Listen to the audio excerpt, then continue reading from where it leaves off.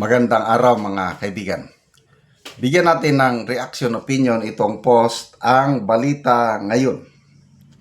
Breaking, Ernie Teves, dalawang iba pa inabsuelto sa 2019 murder case. Pinawalang sala ng Manila Regional Trial Court Branch 15 ang dating Negros Oriental Representative na si Arnolfo Teves Jr. kasama ang dalawa pang akusado kaugnay ng murder case noong 2019. Batay sa desisyong inilabas Enero 5, 2026, pinagbigyan ng hukuman ang demurrer to evidence matapos igiit na nabigo ang prosekusyon na maglatag ng sapat na ebidensya upang patunayan ang sala lampas ng makatwirang pagdududa.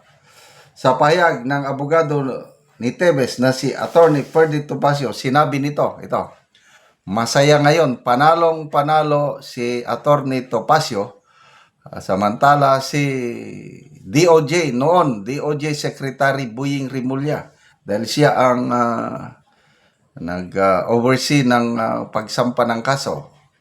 Wala ngayon, talunan, lumuluha, as in, yung lang, hindi naman yung actual na lumuluha. Pero mayan, matalo ka sa kaso. Sabi ni Topacio, the acquittal of former Congressman Arnolfo Teves of the crime of murder by the Regional Trial Court Branch 15 of Manila is a vivid demonstration that the cases filed against Mr. Teves are nothing but harassment suits meant to persecute a political opponent. Yan. Dahil sa desisyon ng korte, opisyal nang inabsulto si Teves at dalawa pang akusado sa kasong isinampa laban sa kanila. At nabasa ko na kanina yung order ng korte, dinadirect ng mga jail warden na labas na sa kulungan, not unless kung mayroon pang ibang kaso na nakasampa. Ganon. Ang alam ko, wala namang ibang naisampa laban kay ex-congressman Ernie Teves, maliban lang dito sa na-acquit na kaso. Okay.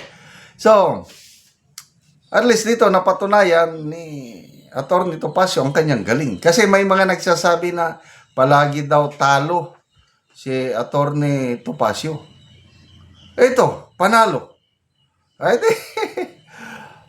kinakantsawan ngayon ni Attorney Topacio ang mga fiscal, prosecutor, Department of Justice. Maalala ko tuloy nung secretary pa sa DOJ si Boying Rimulya, yan ang kanyang programa na itaas ang antas ng kaso, yung certainty of conviction. Yan ang kanyang as DOJ secretary. Dati-dati probable cause. Konting ebidensya siguro. Konting ebidensya, pwede na yan. Sampa na yan. Probable cause yun. Sabi ni Boying, wag. Dapat may certainty of conviction. Ibig sabihin, taasan natin yung threshold. Dapat matibay ang ebidensya bago natin isampa. Anong nangyari ngayon? Di mo nakakaya, demurrer to evidence. Ang demurrer to evidence po, ang kabilang, ang akusado si Ernie Teves, sina Attorney Topacio, hindi pa sila nag-present ng kanilang ebidensya. Kasi ganyan yan sa korte. Mauna ang fiscal, yung nag-accuse, nagsampa, silang magpresenta ng mga testigo, i-cross-examine ng abogado ni Teves, yan. Pagkatapos, saka magpre-present itong akusado. Kailang, in between, kung mahinang ebidensya, pinapayagan ng korte na mag-submit ng demurrer to evidence. Ganyan yan. Kasi mayroon akong kilala na 2 years ago, sinampahan ng kaso. So yun, nakarating sa korte. Nag-present ang piskalya. Ang hinang ebidensya. Kaya ang abogado nitong kilala ko, nag-submit ng demurrer to evidence. And then, ang judge sa Quezon City RTC Quezon City, inapprove niya ang demurrer to evidence, case dismissed. Dahil mahina ang kaso. Malala ko tuloy itong si Secretary John B. Cremulya. Sabi niya, nako, si Boying, once na nagsampa ng kaso niyan, siguradong makukulong ka. Dahil ang gusto ni Boying, malakas ang ebidensya at wala kang lusot. Anong nangyari ngayon dito sa kaso ni Arnie Teves? Bakit inapprove ng judge yung demurrer to evidence? Ibig sabihin, mahina yung... Sino bang mahina? Una siguro, mga pulis.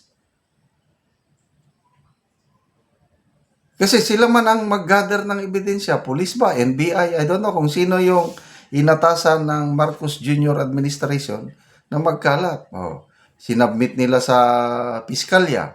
Ang piskalya naman, tinignan niya, may certainty of conviction, isinampa sa korte, yung pala, ang hina. So, congratulations po, Attorney Ferdinand Topacio. And of course, congratulations, ex-Congressman Arnie Teves. What does this mean? Buhay na buhay ang justice system sa ating bansa.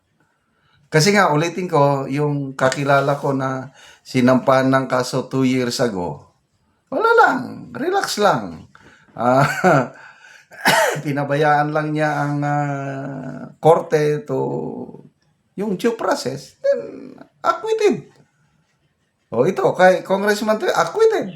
Labas ngayon sa kulungan. So, that means, buhay ang hustisya natin, dapat dito nila litisin si Tatay Digong.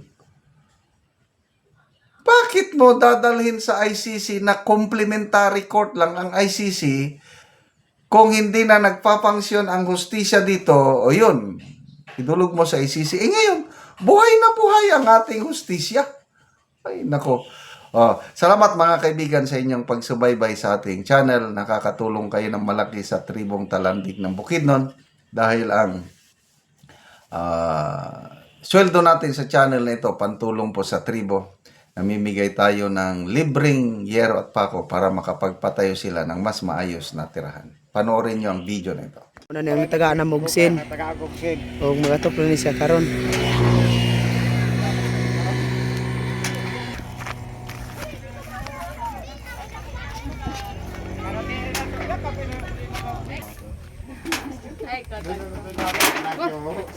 Salamat ngayon. Nasakat ka dinday. Karon mo na nang gitupo nila kalay.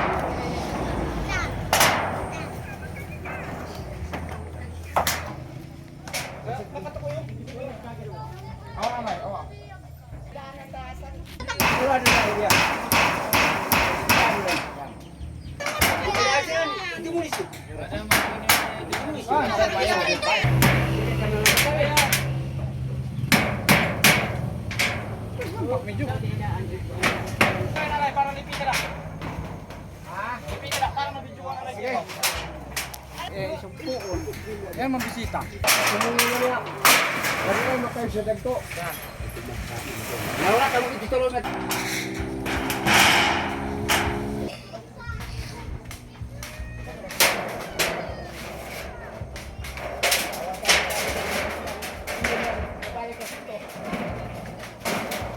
Karon naman nagit sa pag-atop si Kuya. Maayo nagit nga tan-awon ang iyang balay. Salamat sa Ginoo nga nakatabang sa akong pagpunan ako. Oo. Og pila na ni Kuya ka tuig nga imong gitukod aya pa na atupan?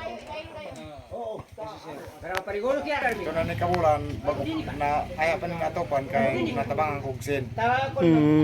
So 7 na kabulan bago pa aya pa na atupan tungod kay natabangan ka og sin. Sige, salamat kayo.